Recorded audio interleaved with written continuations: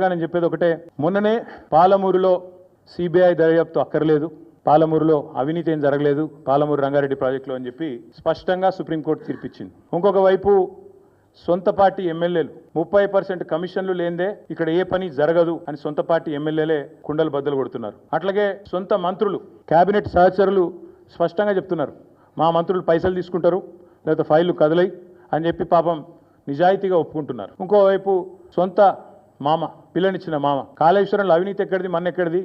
1,00,000 కోట్ల ప్రాజెక్టులో 94,000 కోట్లు ఖర్చు అయితే అలా 1,00,000 కోట్ల కుంభకోణం అని ఎట్లా అంటారు? ఇది అసంబద్ధం అని చెప్పి సొంత పిల్లనిచ్చిన మామ చెప్తా ఉన్నారు. కాబట్టి ఫ్రస్ట్రేషన్లో రేవంత్ రెడ్డి గారు ఏవేవో చేస్తుంటారు, ఏవేవో లీకులు ఇచ్చి ఏదో రకంగా మీడియా మేనేజ్మెంట్ చేసి నేషనల్ హెరాల్డ్ కేసులో ఛార్జ్ షీట్లో పేరు వచ్చిన కొన్ని పత్రికలు అయితే రాయలేదు. మాకు చాలా ఆశ్చర్యంగా ఉంది, ఎంత బాగా కవర్ చేసుకుంటూ వస్తున్నారంటే రేవంత్ రెడ్డి గారిని చాలా ఆశ్చర్యంగా ఉంది, ఇట్లా కూడా చేయొచ్చా అని.